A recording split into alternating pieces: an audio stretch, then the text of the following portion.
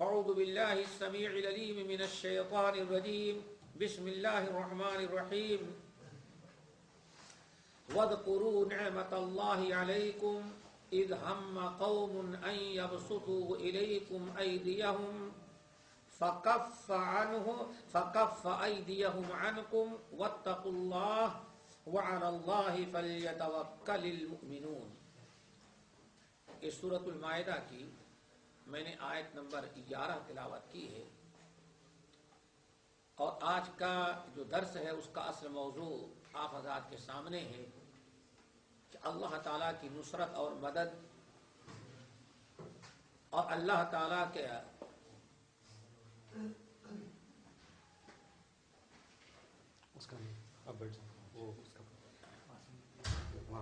اللہ تعالیٰ کی نصرت اور مدد کا سب سے بڑا ذریعہ توکل اور تقوی ہے. اللہ رب العالمین نے مومنوں سے اپنی مدد کا وعدہ کیا ہے.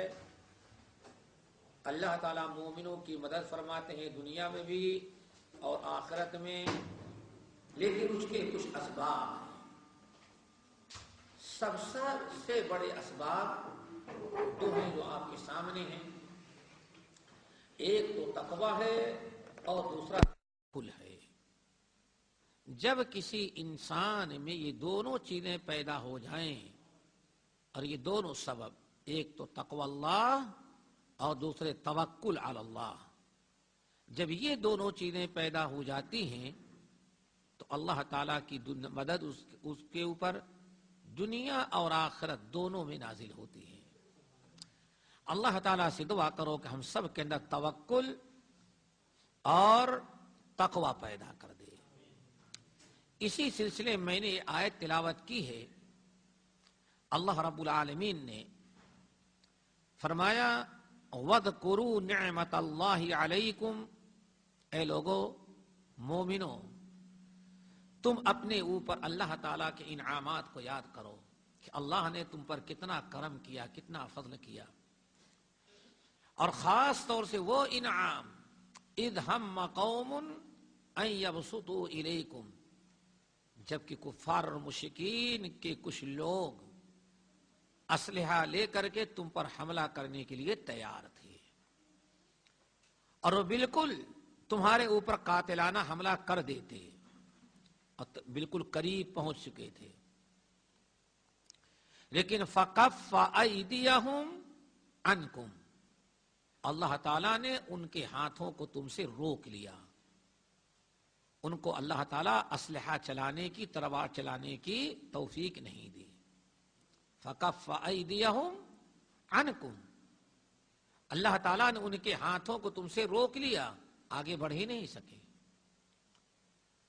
وَاذْكُرُوا نِعْمَةَ اللَّهِ عَلَيْكُمْ، ایمان والو یاد کرو اللہ تعالیٰ کے احسانات کو اپنے اوپر، کہ تم لوگوں پر اللہ تعالیٰ کے کتنے کرم، کتنے فضل، کتنے احسانات ہیں، اور کس قدر اللہ تعالیٰ نے تم پر اپنے انعامات کی بارش کی ہے.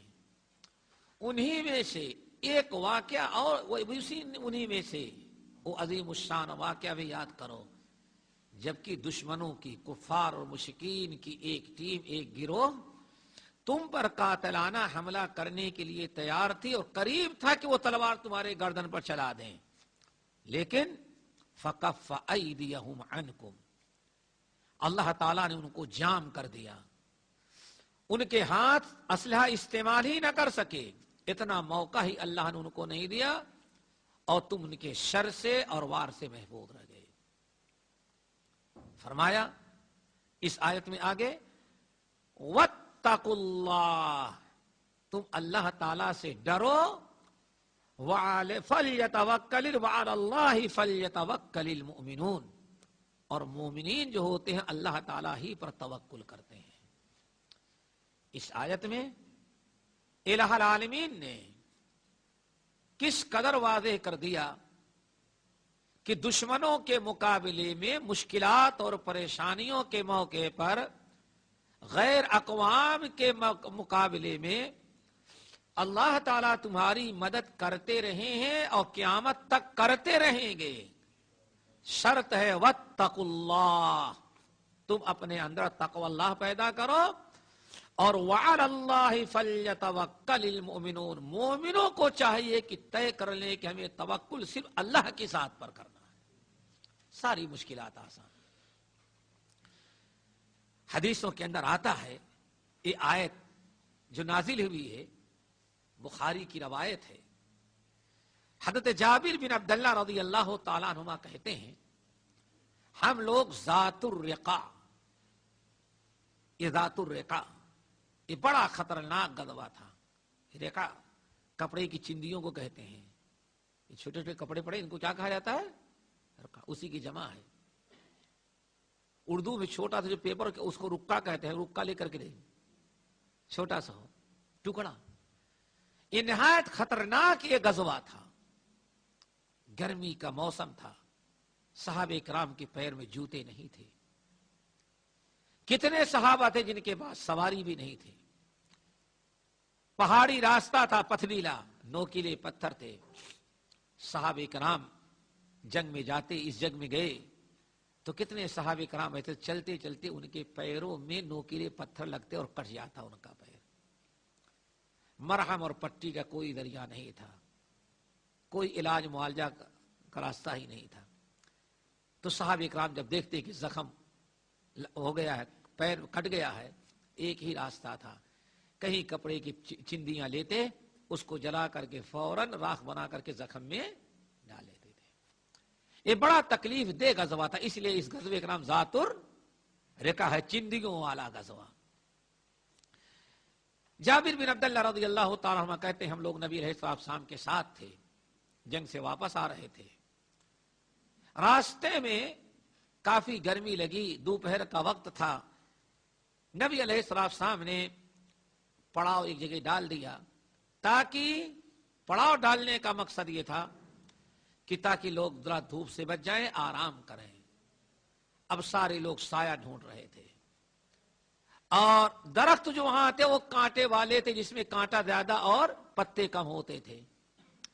ایسا بھی نہیں کہ ہاں کوئی درخت مل جائے تو اس کے اندر بہت سارے لوگ سو جائیں. بڑی تکلیف تھی. لوگ وادی کے اندر گھوم گھوم کر کے درختوں کا سایہ ڈھونڈنے لگے. نبی علیہ السلام ایک سائے، ایک درخت کے نیچے آپ کے لیے زمین ہموار کر دی گئی، کانٹے اور کنکر پتھر ہٹا دیے گئے، آپ کے لیے معمولی سا بستر اس پر لگا دیا گیا. باقی سارے لوگ منتشر ہو گئے، پورے وادی میں پھیل گئے. جس کو جہاں، کسی کو پہاڑ کے دامن میں، کسی کو درخت کے میں، جہاں موقع ملا سو گئے. تھکے تھے، سب لوگوں کو نیند آ گئی.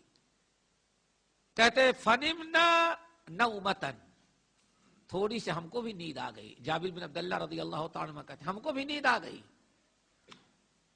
لیکن اتنی گہری نیند نہیں آئی تھی جتنا آنی چاہیے تھی. اچانک کہتے ہیں نبی علیہ السلام نے آواز لگائی اور بڑے زور سے لوگوں کو پکارا. بڑے زور سے نبی علیہ السلام نے پکارا، اور اتفاقاً جب آپ سونے لگے تھے تو اپنی تلوار اسی درخت پر ٹانگ دیے تھے. تلوار بھی ہاتھ سے رکھ دیا تھا. بڑے زور سے آپ نے پکارا، اے لوگو دوڑو، جلدی پہنچ جاؤ. کہتے فاستيقظت، میں بھی اٹھا اور دوڑا. دوسرے لوگوں کی بھی نیند کھل گئی. اللہ رسول کی آواز تھی، چاروں طرف سے لوگ ٹوٹ پڑے. کہتے جب ہم لوگ پہنچے تو دیکھا کہ ایک بدو بیٹھا ہوا ہے اور نبی علیہ السلام کھڑے ہیں. ہم لوگوں نے پوچھا یا رسول اللہ کیا ہوا؟ آپ نے ارشاد فرمایا یہ بدو، میں سو رہا تھا، تلوار لے کر کے آیا، اچانک میری نیند کھلی تو فی یدہ السیف فی یدہ سلطن، یہ تلوار سونپ چکا تھا ہمارے گردن پر وار کرنے کے لیے، لیکن ہماری نیند فوراً کھل گئی. میری نیند جب کھلی تو یہ شخص یہ سمجھ رہا تھا